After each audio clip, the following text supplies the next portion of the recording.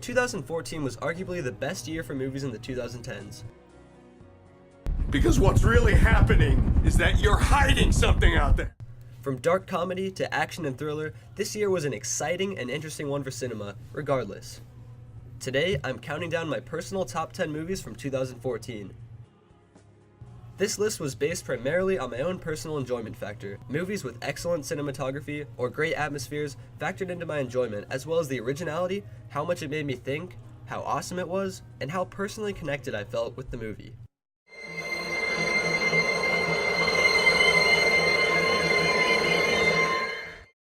From a year of hit-or-miss comedies and dramas, inspiring and compelling action movies, and a plethora of sequels, I'm counting down my favorites from a year full of great movies. Number 10, The Fault in Our Stars. I believe we have a choice in this world about how to tell sad stories. On the one hand, you can sugarcoat it. And nothing is too messed up that can't be fixed with a Peter Gabriel song. This film follows Hazel Grace Lancaster and Augustus Waters, two unlikely lovers as they ponder the finality of oblivion and fall in love. Besides being based off of one of my favorite books, The Fault in Our Stars combines convincing acting and a compelling love story in a way that leaves you shamefully crying in a movie theater. This movie was very closely based off of the book by John Green, tastefully transforming a great work of literature into a cinematic masterpiece. Here's what they curve. Fears. Oblivion. Number 9. The Lego Movie. Okay, and we're rolling and action. Just go ahead when you're ready. Sorry, I wasn't listening. I've just been bat-mailing on my bad phone. The Lego Movie is a 3D animated film that follows Emmett, a completely average Lego figure who is quickly identified as the Special. Come with me if you want to not die. What is happening? You're the special. And the prophecy states that you're the most important person in the universe.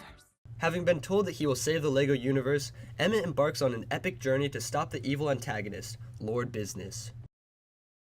Featuring Morgan Freeman and a host of other celebrity voices, the Lego Movie transforms my favorite childhood toys into a CG and stop-motion film with incredible visuals and a compelling plot, as well as a great message. This was a very original animation concept that I really loved. The Lego Movie combines Orwellian elements with childhood whimsy in a way that truly leaves you thinking, everything is awesome! Number 8. Sin City, A Dame to Kill For. Sin City's where you go in with your eyes open. A Dame to Kill For is the prequel-sequel film to the original Sin City that follows a variety of characters in an interconnected story web as they fight for their lives, or just about anything, in this fictitious Sin City.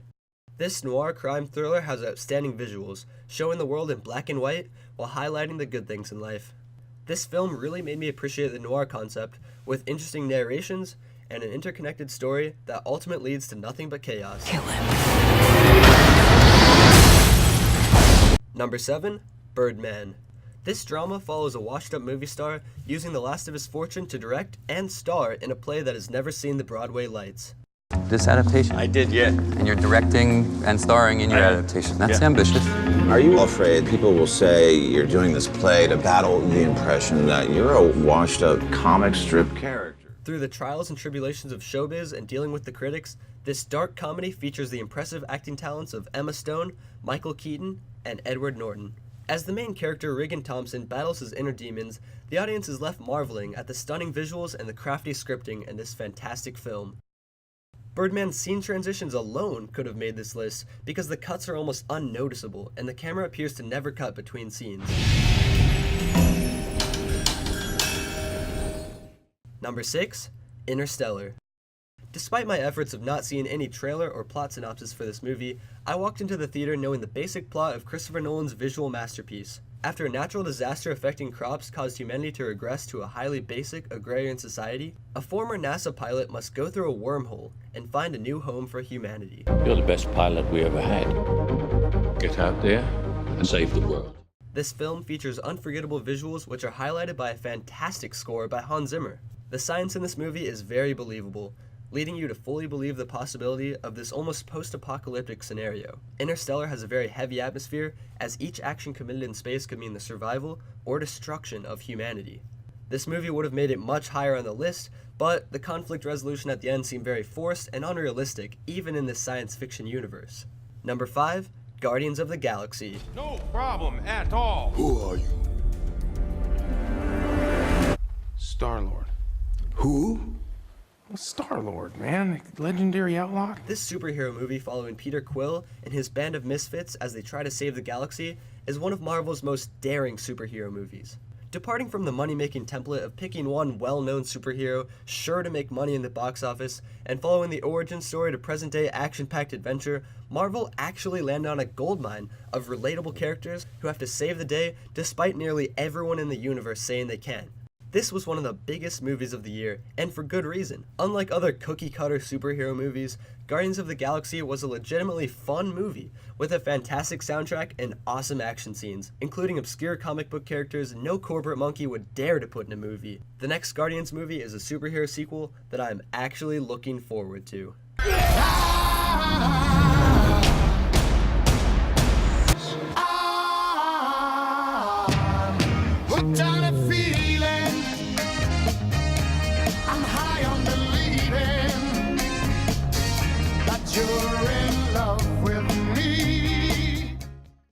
Number 4, Nightcrawler. Excuse me, sir. I'm looking for a job. I'm a hard worker. I set high goals. My motto is, if you want to win the lottery, you have to make the money to buy a ticket. Nightcrawler combines elements of drama, dark comedy, and thriller genres to tell the story of a highly ambitious man and his climb from petty thief to cornering the crime scene footage market for late-night news networks in Los Angeles.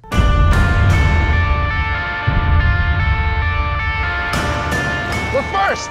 Go around! Get a shot inside the car! Jake Gyllenhaal exceptionally portrays Lou Bloom as a near psychopath who will do anything to further his ambition. Nightcrawler keeps you on the edge of your seat for 117 minutes of non-stop tension and paranoia. Not many films this year leave the audience as emotionally separated from the protagonist as this one, where the devious and cunning Lou Bloom transforms from novice crime scene cameraman to one who almost causes crimes just in order to get good footage.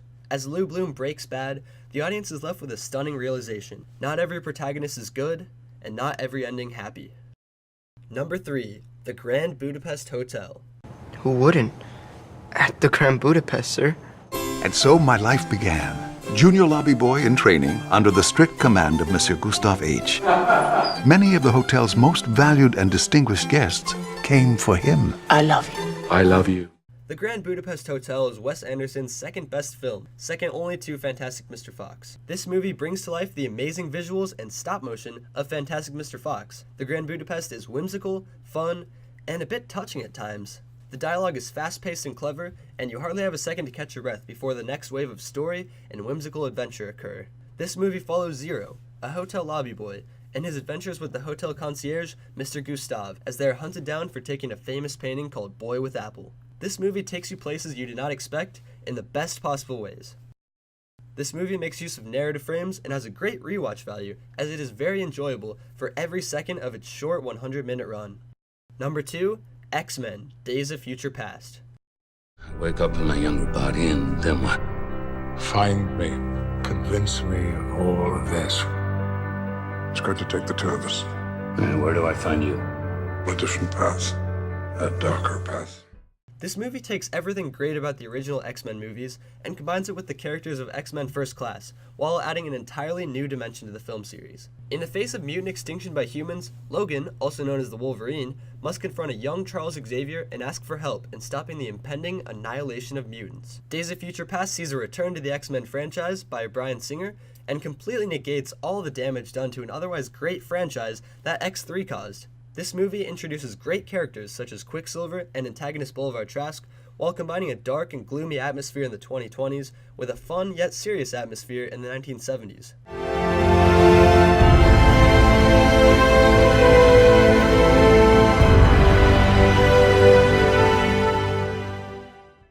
Before I unveil my top pick for 2014, here are a few honorable mentions. I wish I could put The Giver on my list because it was a fantastic telling of one of my favorite childhood books. The first part of the movie was in black and white, which was very refreshing and added a cool element to a great dystopian story. Dawn of the Planet of the Apes was a very heavy movie that was essentially a retelling of Pocahontas on steroids. It was highly enjoyable, but would be even better when watched as a full trilogy. Now on to number 1, Gone Girl. Nick Dunn, you're probably the most hated man in America right now. Did you kill your wife, Nick? Everyone told us and told us marriage is hard work. Not for me and Nick. Gone Girl is a film that will be remembered for decades. This movie is a dark comedy, a thriller, a mystery, and suspense film that just feels so big when you are watching it. For the majority of the movie, you have no idea what's going on, and then about halfway through, your entire perspective and theories are blown to pieces. David Fincher brought the novel to life in the best possible way he could have, with perfect casting and near-perfect scripting, forming a piece of art that you just can't describe well enough in words. All I'm trying to do is be nice to the people who are volunteering to help find Amy. I will practice believing my husband loves me, but I could be wrong.